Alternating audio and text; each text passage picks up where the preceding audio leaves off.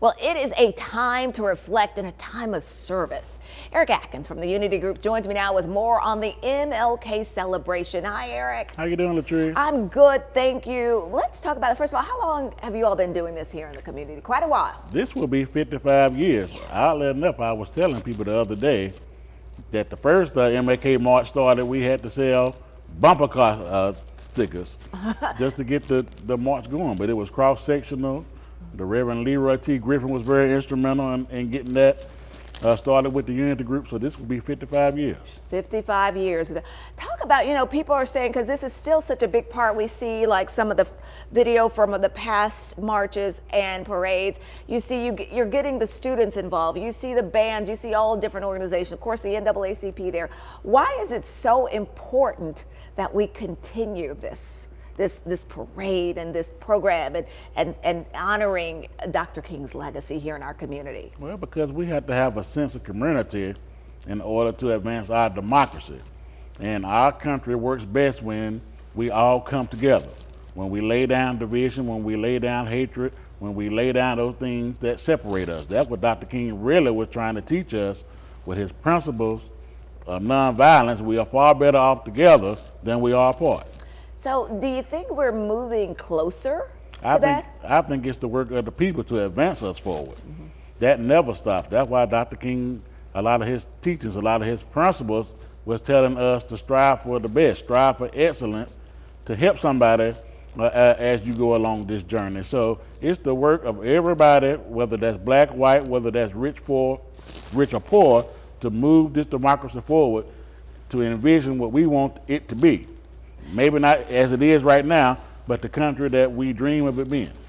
And that's so important when you talk about the country that we dream of it being, and a democracy where everyone has a voice, everyone has a seat at the table, so to speak.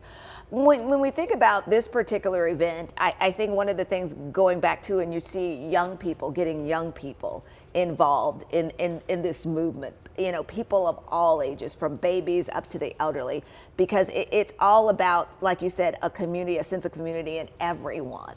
Well, I was thinking of Dr. King, how he interacted with children even to the day that he died. He went to Philadelphia in 1967, I want to say, and asked children what is their life's blueprint.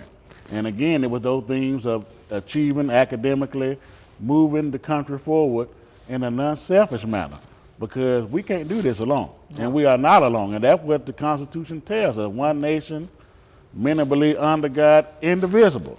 That's no color, that's no whether it's rich or poor, whatever your religion is, we are all one. We are all equal.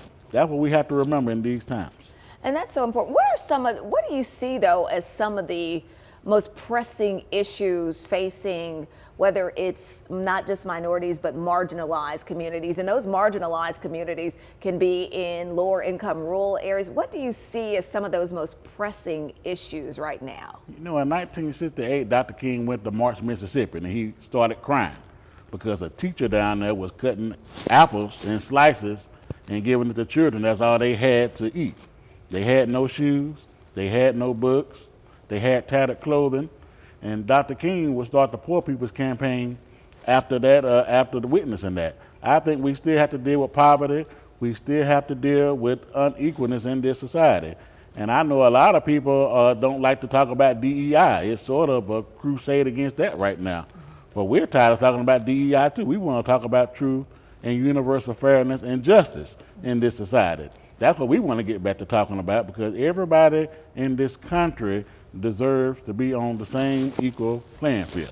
Okay, so remind people about the event coming up for MLK Day, how they can take part. And well, it's a whole week of activities that we've been having and that we will have.